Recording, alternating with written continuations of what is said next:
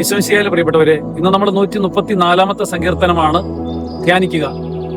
3 വാക്യങ്ങളുള്ള ഈ സങ്കീർത്തനം ഒരു നിശാഗീതമാണ്, രാത്രിയിലെ ആരാധന. ആരംഭിക്കുന്നത് ഇപ്രകാരമാണ്: കർത്താവിന്റെ എല്ലാ ദാസന്മാരെ കർത്താവിനെ വാഴ്ത്തുവിൻ. രാത്രിയിൽ കർത്താവിന്റെ ആലയത്തിൽ നിൽക്കുന്ന എല്ലാ അജഗണമേ, വിശുദ്ധ സ്ഥലത്തേക്ക് നിങ്ങളുടെ കൈകൾ ഉയർത്തി കർത്താവിനെ വാഴ്ത്തുവിൻ. കാരണം സ്വർഗവും ഭൂമിയും കർത്താവാണ് ഉണ്ടാക്കിയത്.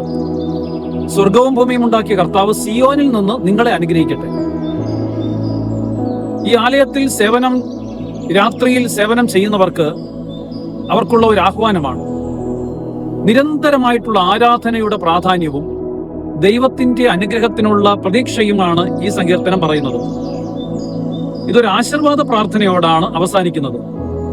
നമുക്ക് ലഭിക്കേണ്ട എല്ലാ അനുഗ്രഹങ്ങൾക്കും നാം ദൈവസന്നിധിയിലാണ് അഭയം പ്രാപിക്കേണ്ടത് എന്ന് സങ്കീർത്തകൻ പറയുന്നു. കാരണം അവിടുത്തെ രക്ഷാകര പ്രവൃത്തികളെ എല്ലാവരും രാപകൽ പ്രകീർത്തിച്ചുകൊണ്ടിരിക്കണം.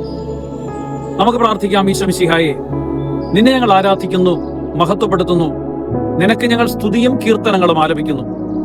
രാവും പകലും നിന്റെ ആലയത്തിൽ വരുവാനും നിന്റെ വിശുദ്ധ സ്ഥലത്ത് കൈകൾ ഉയർത്തി പ്രാർത്ഥിക്കുവാനും നിനക്ക് വേണ്ടി ബലികളും കാഴ്ചകളും സമർപ്പിക്കുവാനും ഞങ്ങളെ അനുഗ്രഹിക്കണമേ. നമുക്ക് പ്രാർത്ഥിക്കാം, കർത്താവിനോട് ചേർന്ന് നമ്മുടെ ജീവിതം തന്നെ ഒരു ബലിയായിട്ട് മാറുവാനായിട്ട് സർവശക്തൻ നമ്മളെ അനുഗ്രഹിക്കട്ടെ. ആമേൻ.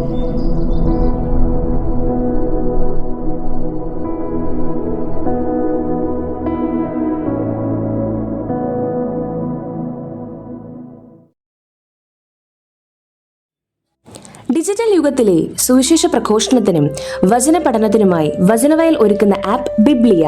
www.biblia.in എന്ന സൈറ്റിലും പ്ലേ സ്റ്റോറിലും ബിബ്ലിയ ആപ്പ് ലഭിക്കുന്നതാണ്.